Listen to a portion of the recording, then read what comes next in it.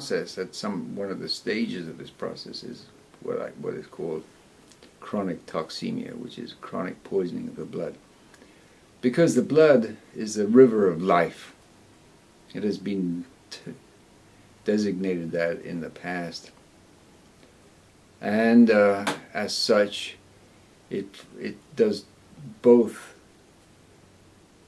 supplies nourishment, so to speak, to the organism, and it also gets rid of waste. So it always has a certain amount of toxicity, but this toxicity is eliminated through the normal channels of, urination and bowel movement, breathing and activity. So we're continually, just through the normal day-to-day activity, creating toxic waste metabolites of the functionings of the heart and the lung and liver and so forth. And these waste metabolites are excreted and eliminated. So there's always a kind of a steady state.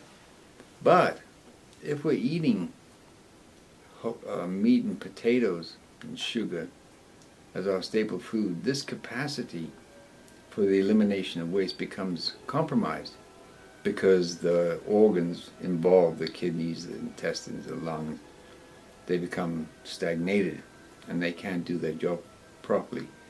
So the upshot is, long term, over the course of several years, once we begin eating meat and potatoes as our staple food, which most of us do when we start our lives, is that sooner or later, within 10, 15, 20 years, and sometimes later, it depends on the person and the situation that they're in and what kind of karma they have and what they've brought with them, how they were brought up. There's a host of factors involved.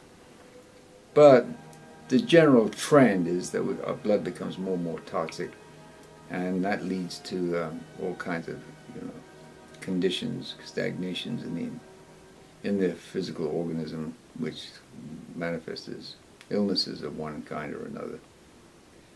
And the blood toxemia is what the interesting point I want to bring up here is that if we take literally, which I do, that money is to the social organism what blood is to the human organism, then I consider money, the expression of money, how it is, what it is and how it is used, is an expression of the condition of the blood. Now, if we take the blood as a whole, there are three major elements to the blood. One is the blood plasma, which is the liquid, the fluid in which the red blood cells and the white blood cells circulate. So we have three. That is, we have the red blood cells, the white blood cells, and the plasma, the fluid, that which is the liquid aspect of it. And it's very telling that we talk about liquidity in the financial world, and this is what provides the liquidity of money. Now, the nature of money is very problematical. It's very clear to me, because I've been studying the whole nature of money, what people think about it, for well over 10 years now, and it's very clear that people really don't have, there's really no consensus, because the nature of money has changed so radically over the course of time. Because originally, money was only and always gold and silver. Since since 5000 BC, for a long time, or at least the last 5,000 years. Now, when we go back to those days, 5,000 years ago, the ancients, in their wisdom, and the ancients were a lot wiser than we are, that is for sure. The Greeks and going back to the Egyptians and the Persians and so forth. They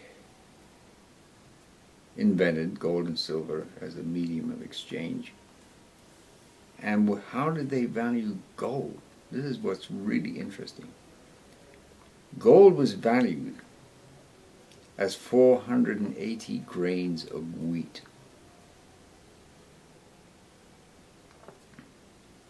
So this gives us an insight that the value of money, shall we say, is intimately tied in with our dietary intake. And if we have whole grains and vegetables as our dietary intake, then the value of gold is measured by the grains that we consume.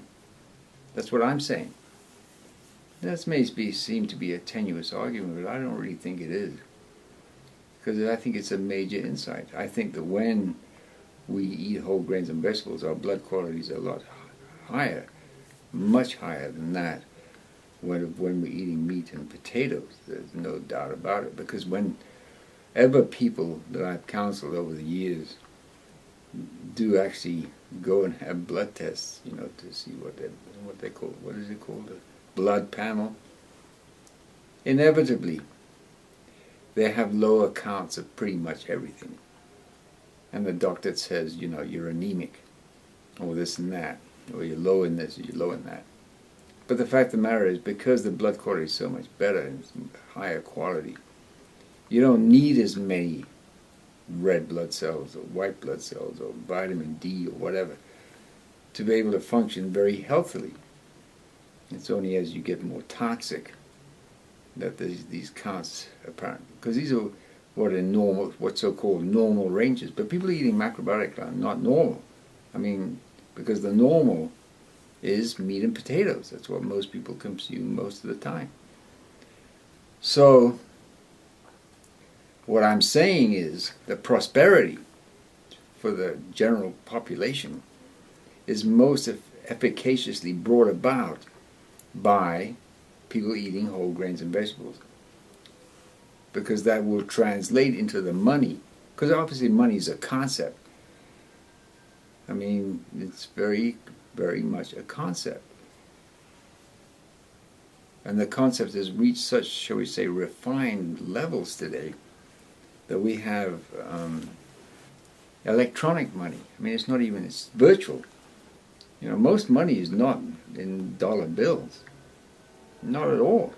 Or yen, actual physical note form. No. The vast majority of money that shall we say, swims around the world seeking so-called higher returns. I mean, basically that's what goes on. The people that have the, shall we say, high net worth and are very interested in increasing their net worth, they will seek those places in the global, and we have a truly global economy now, which we did not even have, not even 50 years ago. I mean, no, it was not in existence. So we have a global economy now where money can literally through the computer be transferred instantaneously. I mean, literally hundreds of billions of dollars a second can be instantly transferred from one domicile to another, seeking so-called higher returns. So we have this virtual money that's circulating around, and it's counted as real money. I mean, it's considered to be real money because you can actually convert it into dollars or francs or euros or whatever. So, but this is a very recent development. Now, what I'm saying is we're having a major battle going on right now. This is really a hard battle going on over this whole question of money. And it's really a problematical mystery. It's actually a mystery how it's going to be all resolved. And I'm saying that it has to be resolved by making money threefold, a trinity, not bimetallic only. Because like that, what happened in Utah, where you can use either currency, i.e. the fiat dollar, which is actually it cannot be considered to be money because it's a debt note, but it does function very well for what I referred to earlier, for liquidity purposes, and gold and silver more for savings.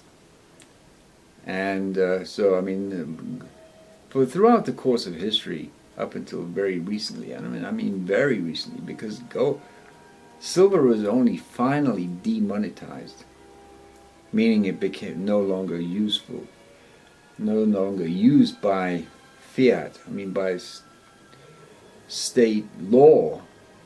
It stopped being used in money as late as 1965 to 68. That's in the United States. And gold not until 1971. But the next few episodes of Mobuku Chronicles is going to go into the whole history of why we find ourselves to be in this parlous, very, very, should we say, fragile situation with regard to the world monetary system, such as it is.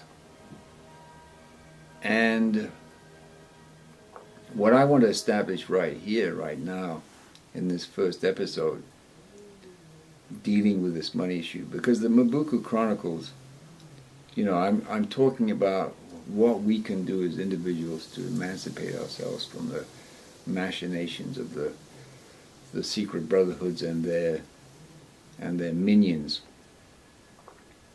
And one of them, the most important of which, is to start eating macrobiotically. It's very important that you do that, and you study the books. You get The End of Medicine, and there's a whole bibliography in there. You go onto my website, and you start learning how to cook macrobiotically and eat whole grains and vegetables. That is fundamental, as I have made clear in the previous 7 episodes. And then the other thing that everybody can do is to buy, you know, if depending on your net worth, is to purchase and take possession of gold and silver. Now, most of the people I associate with, we're very low net worth individuals. So for us, silver is the is the money of choice to purchase with our fiat dollars. And we take them into our personal possession. Do not store them with anybody, any third party, because that is just guaranteed that you're going to lose it.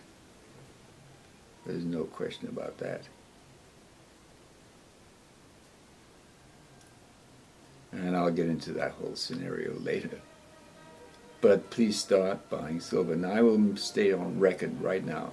And this has been, and I've said this to my associates and friends over the course of the past few years,